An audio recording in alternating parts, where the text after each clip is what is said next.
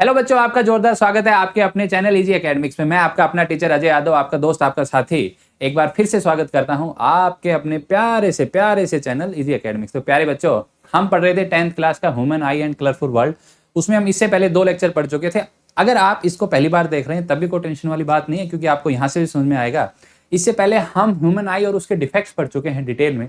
अगर आप उनको भी पढ़ना चाहते हैं और चैप्टर को कंटिन्यूअसली लेक्चर्स में देखना चाहते हैं तो इससे पहले के जो 2 लेक्चर हैं उनको भी आप अच्छे से देख लें और पेन और नोटबुक लेकर बैठ जाइए। अच्छे अच्छे नोट्स बनाइए। अच्छे नोट्स ही हैं जो आपकी एकेडमिक्स को इंप्रूव करेंगे। हमारे एफर्ट्स प्लस आपके नोट्स और आपकी मेहनत आपकी पढ़ाई को उच्च लेवल तक लेकर जाएगी, और यही हमारा आपसे वादा है, ताकि आपके सपने पूरे हो। आपके सपने पूरे होंगे तभी हमारे सपने पूरे होंगे, यानी हमारे और आपके सपने एक दूसरे से जुड़े हुए हैं। तो आपको और हमें उतनी ही मेहनत करनी है। जितना हम यहाँ पे मेहनत कर रहे हैं पढ़ाने के लिए, उतनी ही मेहनत आपको घर पे करनी है जहां भी आप पढ़ रहे हो। तो प्यारे बच्चों, अपने और अपने माता पिता के सपनों के लिए स्टार्ट करते हैं आज का लेक्चर, जिसमें हम पढ़ने वाले हैं टोटल इंटरनल रिफ्लेक्शन। तो प्यारे बच्चों, अभी तक हम ह्यूमन आई, उसके स्ट्रक्चर और डिफेक्ट्स के बारे में पढ़ चुके थे। आज का जो टॉपिक है वो हम पढ़ने वाले हैं total internal reflection. Sir, reflection तो हम पढ़ चुके हैं, ये टोटल इंटरनल रिफ्लेक्शन क्या होता है? तो बच्चों, आज उसी को देखते हैं कि टोटल इंटरनल रिफ्लेक्शन एक्चुअल में होता क्या है। देखिए, अब देखिए, अब भैया यहाँ की अगर मैं बात करूं, देखो ये हमने क्या लिया है, ऐसे देख लो, मछली वछली रखने के लिए जो हम रखते हैं ना, वो है ये।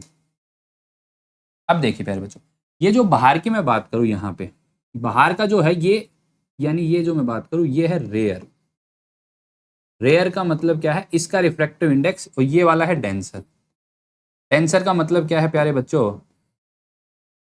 यहाँ का रिफ्रैक्टिव इंडेक्स बाहर वाले के रिफ्रैक्टिव इंडेक्स से ज्यादा है। चलो भाई, इसका मतलब रेयर डेंसर मतलब भाई यहाँ पे लाइट की स्पीड कम है, बाहर ज्यादा है। तो सबसे पहली बात तो आपको ये समझ में आएगी यहाँ से कि इन टोटल इंटरनल रिफ्लेक्शन के लिए जो मस्ट कंडीशन है वो ये है कि जो मेरी रेज है वो मूव करनी चाहिए डेंसर टू रेयर। क्योंकि सर लेक्चर स्टार्ट होते ही आपने डेंसर और रेयर को अलग अलग कर दिया, तो इसका मतलब यहाँ पे मीडियम की इंपॉर्टेंस है। हम पढ़ने वाले हैं मीडियम की इंपॉर्टेंस। ठीक है प्यारे बच्चों, तो देखो होता क्या है अभी हम देखते हैं। देखिए, चलो प्यारे बच्चों स्टार्ट करते हैं। देखिए, पार्शियल और टोटल इंटरनल रिफ्लेक्शन वही देखते हैं होता क्या है, एक बार ध्यान से देख लीजिए। देखिए, ये हमारे पास सोर्स है, आपको दिख रहा होगा। हमने क्या किया, अंदर से यानी लिक्विड के अंदर से हमने एक टॉर्च जो लाइट है उसको जलाया, और टॉर्च लाइट से जो हमारी रेज है वो इस सरफेस पे ऐसे इंसिडेंट हो रही होगी अलग अलग एंगल पे। देखो ये अगर आप बात करोगे तो ये 90 डिग्री है, मतलब इस सरफेस के 90 डिग्री है, नॉर्मल के साथ 0 डिग्री है। ठीक है, ये किसी और एंगल पे है, ये किसी और एंगल पे, ये किसी और एंगल। ये तो सर इसका मतलब टोटल इंटरनल रिफ्लेक्शन से एक तो मीडियम का पंगा है, दूसरा एंगल का भी है कि एंगल कितना है। तो सर 2 चीजों पे हमें इस लेक्चर में ध्यान देना है। नंबर जो 1 है वो तो क्या है प्यारे बच्चों कि मीडियम, दूसरा है एंगल, इंसिडेंट रेज का एंगल। तो यानी सर टोटल इंटरनल रिफ्लेक्शन के लिए 2 कंडीशन मस्ट है। पहली वाली तो सर आपने बताया कि जो मेरी रेज है वो मूव होनी चाहिए, कहां से? डेंसर से रेयर। ठीक है, दूसरा कंसेप्ट सर एंगल का है, वो अभी मैं बताऊंगा प्यारे बच्चों। तो ध्यान से देखिए। देखिए चलो देखिए, ये हमने नॉर्मल ड्रॉ कर लिए हैं। ठीक है, अभी के लिए मैं इसको, ये वाला ना, इसको हटा रहा हूं। देखिए, यहां लिख लेता हूं मैं, ये बाहर वाला जो है मेरा ये है रेयर, और जो ये अंदर वाला जो मीडियम था ये था डेंसर। और जो इस सोर्स से जो भी लाइट गई है ना, वो नॉर्मल के साथ अलग अलग एंगल बना रही है। देखो ये वाली नॉर्मल के साथ 0 डिग्री ये कुछ बना रही है यहाँ पे, और ये सब अलग अलग बना रही है। अब ध्यान से देखना, देखो ये जब एंगल नॉर्मल के साथ 0 डिग्री होगा तो ये डायरेक्ट ऐसे निकल जाएगी। क्लियर है? अब यहाँ पे अगर मैं बात करूं,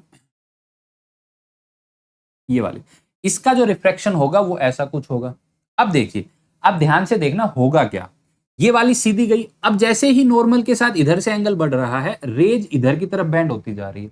अब मैंने थोड़ा एंगल और बढ़ाया। अच्छा, ये पार्शियल होता है, इसके अंदर ना ये रिफ्रैक्ट भी होती है और रिफ्लेक्ट भी होती है। रिफ्लेक्ट क्यों होती है वो भी हम देखेंगे। अब ध्यान से देखिए, इसको बोला जाता है पार्शियल रिफ्लेक्शन। ठीक है, चलिए भाई, ये वाला एंगल मैं मान लेता हूं 30 डिग्री है। कितना है? 30। तो ये हो जाएगा 50। अब देखिए, ये हमने थोड़ा सा एंगल क्या किया, बढ़ाया। अब एंगल बढ़ाने से क्या होगा, जो मेरी ये रेज है ये वाली, ये और बैंड हो जाएगी, यानी ये 50 था तो ये 50 से क्या आना चाहिए, ज्यादा। क्लियर बात। तो यहाँ पे 2, वहां 70 आया। देखो यहाँ पे क्या हुआ, एक तो मेरी रिफ्लेक्ट हुआ और एक क्या हुआ, मेरा रिफ्लेक्शन। क्लियर बात। चलो भाई, अब एंगल मैंने और बढ़ा दिया। अब मैंने ले लिया 40, तो मैंने 40 लिया, तब क्या हुआ, देखो ये अब आप ध्यान से देखना, जैसे जैसे इंसिडेंट रे का मैं नॉर्मल से एंगल बढ़ाता जा रहा हूं, देखो ये वाला एंगल जैसे जैसे बढ़ रहा है, तो उधर नॉर्मल के साथ जो रिफ्रैक्शन का जो एंगल था ये वाला, वो भी बढ़ता जा रहा है। अब मैंने और 40 कर दिया तो और बढ़ गया भैया। ठीक है, तो अगर आप ध्यान से देखोगे यहाँ पे, तो ये एंगल बना, ये कितना बना, 90 डिग्री। तो यहाँ पे भी पार्शियल हुआ, पार्शियल रिफ्लेक्शन हुआ और रिफ्रैक्शन हुआ। चलिए भाई, अब हमने क्या लिया कि इस एंगल को, जहां पे मेरा जो रिफ्रैक्शन है ना, वो रिफ्रैक्शन मेरा 90 डिग्री हो जाए भैया। तो क्या है, पहली कंडीशन, मेरी रेज मूव होनी चाहिए डेंसर टू रेयर। तो डेंसर टू रेयर मूव होने के टाइम जो इंसिडेंट रे जो एंगल बनाती है नॉर्मल के साथ, कब, जब रिफ्रैक्टेड रे 90 डिग्री बनाए, तो जो एंगल बनता है वो कहलाता है क्रिटिकल एंगल। क्या कहलाता है, क्रिटिकल एंगल। यानी क्रिटिकल एंगल वो एंगल है जिस एंगल पे रिफ्रैक्टेड रे नॉर्मल के साथ 90 डिग्री एंगल बनाती है। क्या समझ में आया सर, क्रिटिकल एंगल वो एंगल होगा जब रिफ्रैक्टेड रे नॉर्मल के साथ 90 डिग्री बनाए। अब देखो यार, ये बैंड होती होती होती होती क्या, देखो यहां से स्टार्ट हुआ था, तो ये ऐसे अवे जा रही थी नॉर्मल से, अवे जाती जाती जाती जाती क्या हुआ, 90 आ गया। अब यार मैं इससे क्या लिया, मैंने 40 से भी ज्यादा ले लिया। क्या ले लिया, 40 से भी ज्यादा, यानी 45। अब क्या होगा, देखो 90 डिग्री तो बैंड हो चुकी थी, अब क्या होगा भैया, ये बिल्कुल इसके अंदर रिफ्लेक्ट हो जाएगी। क्या हो जाएगी, देखो अभी तक हो रहा था रिफ्रैक्शन और पार्शियल रिफ्लेक्शन हो रहा था। पार्शियल का मतलब कुछ रेज थी जो रिफ्लेक्ट हो रही थी, लेकिन अब अगर मैं बात करूं, जब मेरा एंगल इस क्रिटिकल एंगल से ज्यादा है, क्रिटिकल एंगल कौन सा एंगल था, जिस एंगल पे रिफ्रैक्शन 90 डिग्री था, यानी रिफ्रैक्टेड रे नॉर्मल के साथ 90 डिग्री बना रही थी, उस टाइम जो इंसिडेंट एंगल था वो कहलाता है एंगल ऑफ क्रिटिकल एंगल। अब अगर क्रिटिकल एंगल से मेरा इंसिडेंट एंगल क्या है, ज्यादा है, तो प्यारे बच्चों उस टाइम पे जो मेरी रेज होती है वो रिफ्रैक्ट ना होके रिफ्लेक्ट हो जाती है सेम मीडियम में। उस प्रोसेस को बोला जाता है टोटल इंटरनल रिफ्लेक्शन। तो सर दो कंडीशन आ गई, क्या, टोटल इंटरनल रिफ्लेक्शन के लिए एक तो मेरी रेज मूव होनी चाहिए डेंसर टू रेयरर, एक कंडीशन। दूसरी, टोटल इंटरनल रिफ्लेक्शन के लिए इंसिडेंट एंगल क्रिटिकल एंगल से ज्यादा होना चाहिए। सर आपने शुरू में ही बता दिया था कि एंगल का चक्कर है, एक मीडियम का चक्कर है, तो क्रिटिकल एंगल, ये कंडीशन पूछी भी जाती है, what is the condition of total internal reflection. तो दो है, rays should be move from denser to rarer, एक। दूसरी, incident angle should be greater than critical angle, तब मेरा टोटल इंटरनल रिफ्लेक्शन होगा। तो सर क्रिटिकल एंगल क्या होगा, angle of incident at which angle of refraction is 90 degree, that angle will be known as critical angle. यानी critical angle वो incident angle होगा जिसपे रेज का रिफ्रैक्शन 90 डिग्री हो, यानी नॉर्मल के साथ रिफ्रैक्टेड रे 90 डिग्री एंगल बनाए, उस एंगल को बोला जाता है क्रिटिकल एंगल। अब देखते हैं, देखो एक्सपेरिमेंट देखते हैं। अब आपने कई बार लैब में देखा भी होगा कि ऐसे हम एक्सपेरिमेंट करते हैं। देखो यहाँ ये जो है, ये वाला जो मीडियम है, ये है भैया डेंसर मीडियम, ठीक है, ये वाला रेयरर मीडियम है। तो मैं यहां से मैंने रेज गिराई, तो ये रेज ना ऐसे बैंड हो जाती है। आप कभी भी फिजिक्स लैब में जाओगे तो आप इन सब चीजों को देख सकते हो। क्लियर है। तो यहाँ पे जो ये प्रोसेस हो रहा था, ये जो rays of light getting reflected from the surface. अब आपसे पूछ लिया जाए sir what is the definition of total internal reflection, तो हम बोल सकते हैं when incident ray get reflected after striking a rarer medium and the angle of incident is greater than the critical angle, and this phenomena will be known as total internal reflection। Clear है प्यारे बच्चों। अब आता है कि sir total internal reflection की application बता दीजिए क्या होती। तो आप कभी ऐसे ऊंट पर बैठकर मस्त रेगिस्तान में, अच्छा रेगिस्तान ही क्यों दिखाया है सर, ऊंट तो हमारे यहाँ पे भी चलते हैं, ऊंट पर बैठना कौन सी बड़ी बात, ऊंट तो यहाँ पे बैठ सकते हैं यार। रेगिस्तान दिखाने का चक्कर या रेगिस्तान में ये मिराज फॉर्मेशन या एप्लीकेशन ऑफ टीआईआर बताने का जो है उसका रीजन है, क्यों, या अभी हम डिस्कस करेंगे ऐसा क्यों होता है। देखिए आप ऐसे मस्त ऊंट पर बैठे हो, अब ये एप्लीकेशन पढ़ रहे हैं हम किसकी, टोटल इंटरनल रिफ्लेक्शन की। तो ऐसे मस्त आप ऊंट पर बैठे हो, रेगिस्तान में घूम रहे हो, और घूमते घूमते आप यहाँ पे आ गए और इस पेड़ को देख रहे हैं। तो देखो क्या होता है, जो अगर मैं बात करूं, हमारा जो सरफेस होता है, उस सरफेस पे सनलाइट गिरती है रेगिस्तान में, तो वहां की जो गैस होती है, जो एयर होती है, वो गर्म होती है। तो गर्म होने से वो हल्की होती है, जो ऊपर की होगी वो थोड़ी ठंडी होती है, तो वो भारी होती है। तो इसका मतलब ये वाला जो मीडियम बन जाता है, ये होता है रेयरर, और जो ऊपर का होता है ये डेंसर। अब सर, ये ऊपर का बन गया डेंसर, नीचे का बन गया रेयरर, तो सर फिर आप मीडियम का चक्कर आ रहा है, इसका मतलब फिर यहाँ टोटल इंटरनल रिफ्लेक्शन होगा। लेकिन एक चीज याद रखनी है सर, कि मुझे पता है टोटल इंटरनल रिफ्लेक्शन तब होता है जब रेज मूव करती है डेंसर टू रेयरर। अरे भैया, डेंसर टू रेयरर ही कराएंगे, आप रुकिए तो सही। देखिए, अब ये जो बंदा मस्त बैठा है ना टोपी वोपी पहन के, अब देखो यहां से मान लो ये पेड़ देख रहा है, पेड़ को देख रहा है, तो पेड़ से ऐसे टकरा कर ये रेज जो आएगी, ये ऐसे जा रही होगी, फिर नेक्स्ट ऐसे जा रही होगी, फिर नेक्स्ट ये ऐसे जा रही होगी। तो ऐसे रिफ्लेक्ट होती होती होती होती एक टाइम ऐसा आएगा कि ये रेज क्रिटिकल एंगल से ज्यादा एंगल बना लेगी। अब क्रिटिकल एंगल से ज्यादा जैसे ही हुआ, तो जो मेरी रेज है वो रिफ्लेक्ट ना होके क्या होगी, रिफ्लेक्ट। अब मेरी आंखों में कौन सी रेज जा रही है, ये वाली। अब मेरी आंखों को क्या लगेगा कि यार ये रेज तो सीधी यहां से कहीं आ रही है। मैं देखो, देख रेज आई कहां से, इस पेड़ की टॉप टहनी से। और मेरी आंखों को क्या लग रहा है कि यार ये तो ऐसे आई है। कारण क्या है, यहां से रिफ्लेक्शन होता होता होता होता आया, और यहां पे कंडीशन सेटिस्फाई कर गया टीआईआर की। जैसे ही टीआईआर की कंडीशन सेटिस्फाई किया, तो रिफ्लेक्शन हो गया। अब रिफ्लेक्शन होते ही रेज ऐसे गई, ऐसे जाते मेरी आंखों में, मेरी आंखों को क्या लगा, यार ये भाई साहब सीधी आ रही है रेज। तो इसका मतलब हमारी आंखों को क्या लगा कि जो रेज है वो तो इस पॉइंट से आ रही है, और हमें ऐसे ये जो पेड़ है ना ऐसे उल्टा दिखाई देता है। क्लियर है बात। तो इस फिनोमिना को बोला जाता है टोटल इंटरनल रिफ्लेक्शन, और जो ये बन रही है इसको बोला जाता है मिराज फॉर्मेशन। और this is the application of TIR in general या practice daily life. Inverted image of the trees scene, और जो ये इन्वर्टेड इमेज जो बनती है इसी को बोला जाता है मिराज फॉर्मेशन। अच्छा, इसके साथ साथ ना एक चीज और देखी होगी आपने, कभी आप ऐसे हरियाणा रोडवेज में बैठकर गए होंगे, तो आगे कभी आप बैठ जाते हो ना गर्मियों में, जब धूप ज्यादा होती है, गर्मी जबरदस्त होती है, जून का महीना, तो आपको ऐसा लगेगा कि जो सड़क पे ना आगे पानी भरा हुआ है। वो कारण क्या होता है वो हम देख लेते हैं, वो भी टीआईआर के कारण होता है। तो आपको ना ऐसे दिखाई देता है कि पानी भरा हुआ, लेकिन हालांकि होता कुछ नहीं है। The water that you can see is actually the reflection of blue sky on the ground due to mirage. यानी जो आपको पानी सा दिखाई दे रहा है ना, ये पानी, ये एक्चुअल में जो ब्लू स्काई होता है ना उसका रिफ्लेक्शन हमें दिखाई देता है। ये हम जनरल देख सकते हैं, लेकिन दिखाई देगा ये गर्मियों में ही, क्योंकि टेम्परेचर का लेना देना है भैया, टेम्परेचर से रेयर और डेंसर का लेना देना है। देखिए, ऐसा आपको दिखाई देता है। कई बार आप हाईवे पे जाते हो ना, तो आपको ऐसा दिखाई देगा, और वो भी दिखाई कब देगा, समर में दिखाई देगा जब टेम्परेचर बहुत ज्यादा हाई हो।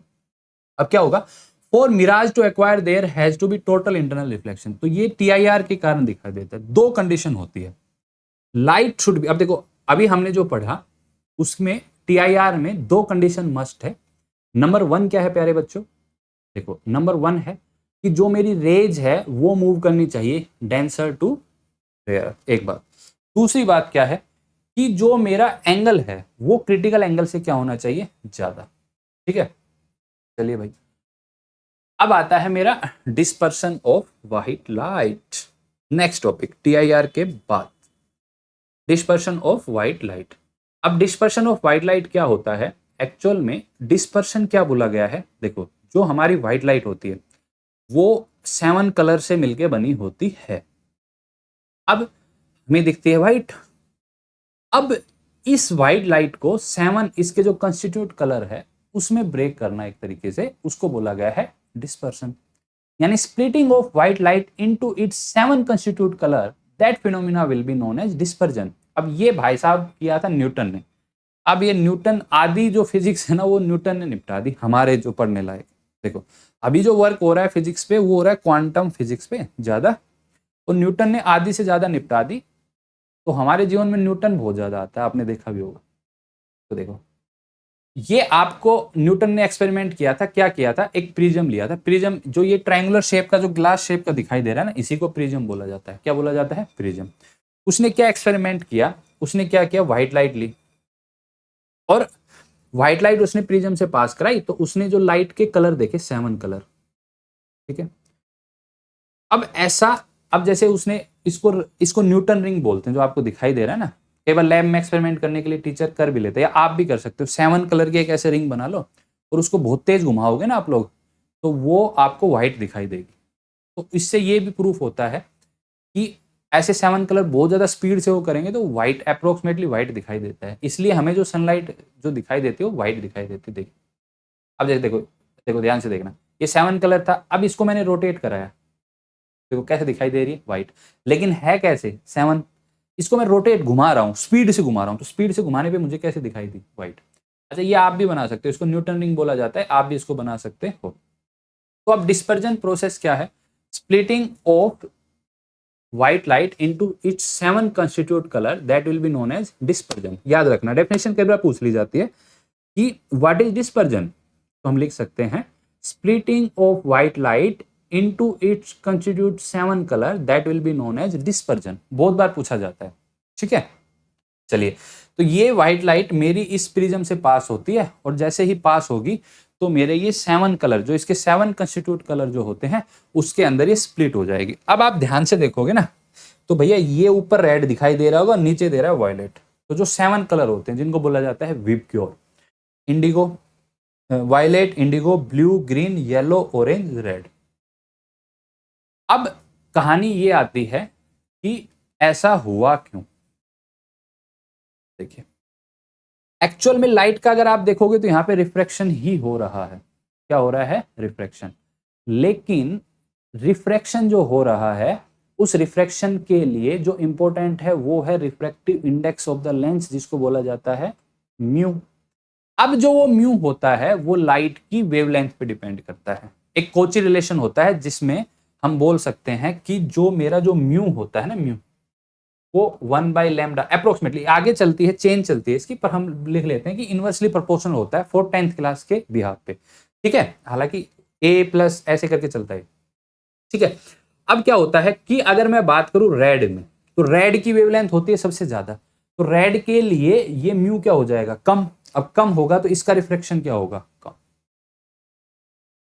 ठीक है, अब इसकी अगर मैं बात करूं, इसकी वोयलेट की, तो वोयलेट का वेवलेंथ होता है सबसे कम, तो रिफ्रैक्टिव इंडेक्स सबसे ज्यादा। क्लियर बात? तो यहां से अगर मैं बात करूं, आपको पता चला होगा कि ऐसा होता क्यों है, कि why dispersion of white light acquires. Clear? हालांकि आपको ये सब इतना, ये कोची रिलेशन बोलते हैं इसको, इसको ज्यादा याद रखने की जरूरत नहीं है। आपको ये याद रखना है कि जो डिस्पर्जन की अगर मैं बात करूं, तो व्हाइट लाइट जब मेरी प्रिज्म से पास होगी तो वो 7 कलर में ब्रेक हो जाती है, कंस्टिट्यूट 7 कलर में स्प्लिट हो जाती है, उसी को बोला जाता है डिस्पर्जन। ठीक है,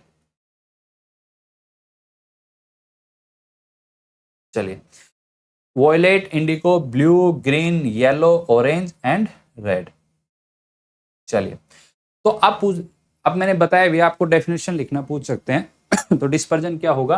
the phenomena of splitting of white light by a prism into its constitute colour, that will be known as dispersion, that will be known as dispersion. चलिए, the band of colour is called spectrum and the cause of dispersion of white light is the change in speed of light with the wavelength.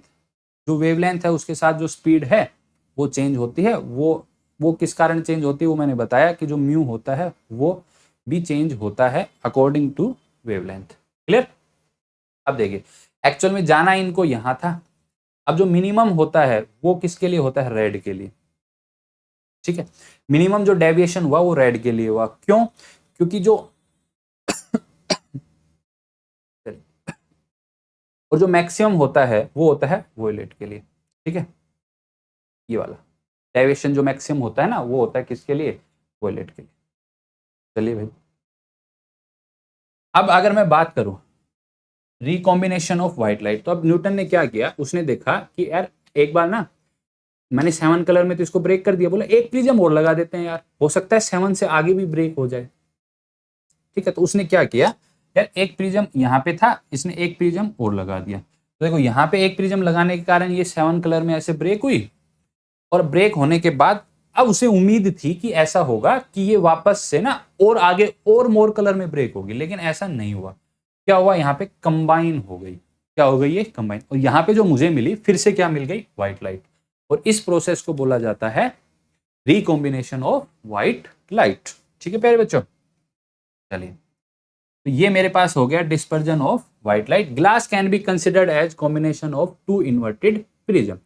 अब sir सवाल ये आता है कि गिलास से जब होती है तब पास नहीं होती, गिलास से जब लाइट रे पास होती है तो डिस्पर्जन या स्प्लिट नहीं होती। तो उसका कारण है कि जो गिलास है can be considered as combination of two prism. आप देखो इसको ऐसे बनाओगे भी ना तो ऐसे कॉम्बिनेशन गिलास का ही बनेगा ये, ठीक है, दो प्रिज्म। चलिए भाई, hence there is no dispersion in glass slab. कई बार पूछ लिया जाता है कि ग्लास स्लैब में डिस्पर्जन क्यों नहीं होता, तो ध्यान से देखिए देखिए देखिए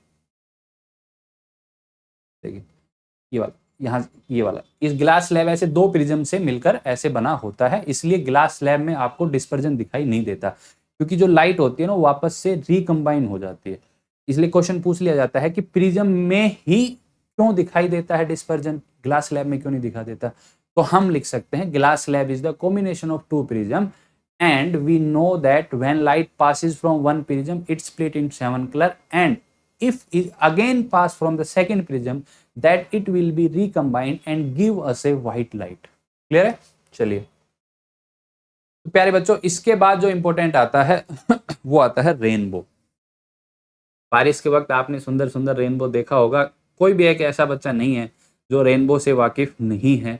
बहुत सारे बच्चों ने रेनबो देखा होगा, कोई बड़ी बात नहीं है।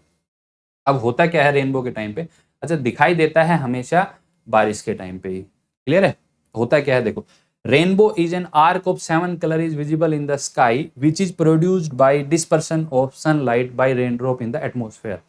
सो जो 7 कलर हमें दिखाई देते हैं ना रेनबो में, यानी 7 कलर का ऐसे आर्क दिखाई देता है, वो किस वजह से दिखाई देता है, due to dispersion of white light. अब वो डिस्पर्जन, सर क्या एटमॉस्फेयर में प्रिज्म रखा है, नहीं, तो भैया वो डिस्पर्जन होता कहाँ से, वो डिस्पर्जन होता है कहाँ से, जो रेन ड्रॉप्स होती है ना उसके अंदर। कैसे होता है वो देखिए, वही हम डिस्कस करने वाले हैं। देखो ऐसे बरसात हो रही है, आपको सुंदर सुंदर दिख भी रही होगी स्क्रीन पे, देखो बरसात हो रही है, ठीक है। अब क्या होता है, ये भाई साहब सन, ये सन भाई साहब है जिसको हमारे हनुमान जी भगवान ने फल समझकर खा लिया था, उसी सन की हम बात कर रहे हैं। चलो भाई एक बार बोल दीजिए बजरंगबली की जय। चलो प्यारे बच्चों, तो देखो रेनबो फॉर्मेशन होता क्या है, ये हमने रेन ड्रॉप ले ली, क्या ले ली बच्चे, रेन ड्रॉप। अब जो ये रेन ड्रॉप होती है, अच्छा बारिश के टाइम पे होता है, ठीक है, क्यों होता है, क्योंकि रेन ड्रॉप ही होती है जो प्रिज्म की तरह काम करती है। तो this rain drop act like a small prism, क्योंकि हमें डिस्पर्जन के लिए तो प्रिज्म की जरूरत है, तो यहाँ पे जो प्रिज्म का काम कर रहा है वो रेन ड्रॉप कर रही है। कैसे कर रही है वो ध्यान से देखना, ठीक है। चलो देखिए, तो प्यारे बच्चों देखो, यहां से सन से लाइट आई, ये लाइट आई, ये इसके अंदर रेन ड्रॉप के अंदर यहां से एंटर करेगी। तो सबसे पहले यहाँ पे जो प्रोसेस होता है वो क्या होगा, रिफ्रैक्शन। क्या होगा, देखो रिफ्रैक्शन, ये नॉर्मल ड्रॉ कर लिया, ये यहाँ पे क्या हो गया, रिफ्रैक्शन, और देखो ये ऐसे कलर में स्प्लिट हुई। अब देखिए यहाँ पे फिर से क्या होगा, ये वाला। अब ध्यान से देखिए कि सर ये जो बाहर एयर थी, अंदर क्या था, वाटर था, तो ये तो डेंसर से रेयर जा रही थी। कहाँ जा रही थी, डेंसर से रेयर। तो डेंसर से रेयर ना यहाँ ये अंदर ऐसे बैंड हो जाती है। तो प्यारे बच्चों यहाँ पे होता है TIR, टोटल इंटरनल रिफ्लेक्शन। क्या होता है, टोटल इंटरनल रिफ्लेक्शन। अब क्या होगा, ध्यान से देखना, अब ये जो टोटल इंटरनल रिफ्लेक्शन के बाद यहाँ पे होगा रिफ्रैक्शन, और ये मेरी आंखों में ऐसे पहुंचता है। क्लियर। अब मुझे रेनबो दिखाई कहाँ देगा, यहाँ पे। अब ध्यान से देखना कहानी क्या है, सन मेरा कहाँ है, इधर, रेनबो किधर बन रहा है, उधर। इसका मतलब रेनबो हमेशा सन के अपोजिट डायरेक्शन में बनता है। क्लियर है प्यारे बच्चों, तो रेनबो जो हमारा बनता है हमेशा किधर बनता है, opposite direction of the sun. क्यों बनता है, due to dispersion of white light. Dispersion क्यों होता है, सर एटमॉस्फेयर में प्रिज्म का काम कौन करता है, रेन ड्रॉप। सर क्या क्या प्रोसेस होता है, पहले होता है रिफ्रैक्शन, फिर उसके बाद क्या होता है, रिफ्रैक्शन एंड डिस्पर्जन, फिर उसके बाद होता है TIR, और फाइनली यहाँ पे क्या होता है, रिफ्रैक्शन, और ये मेरी आंखों में पहुंचता है। इसलिए मुझे एक 7 कलर की आर्क दिखाई देती है, और वो हमेशा सन के अपोजिट डायरेक्शन में दिखाई देगी। और हमेशा जो मेरा ये बनेगा, रेनबो जो बनेगा वो सन के अपोजिट डायरेक्शन में ही बनता है। कारण क्या है वो आपको दिख गया होगा। तो प्यारे बच्चों, आपने जो अपना कीमती समय दिया, इतना कीमती समय दिया, उसके लिए बहुत बहुत धन्यवाद। उम्मीद करता हूँ मैं आपको कुछ समझाने में, कुछ पढ़ाने में आपकी पक्का मैंने मदद की होगी। और जो आपने इतना कीमती समय दिया उसके लिए बहुत बहुत धन्यवाद। इस चैनल के साथ अपना प्यार ऐसे ही बनाए रखिए। आपका प्यार ही है जो हमें मोटिवेट करता है। इतना कीमती समय दिया उसके लिए आपके अपने टीचर अजय यादव की तरफ से बहुत बहुत धन्यवाद। जय हिंद, जय भारत।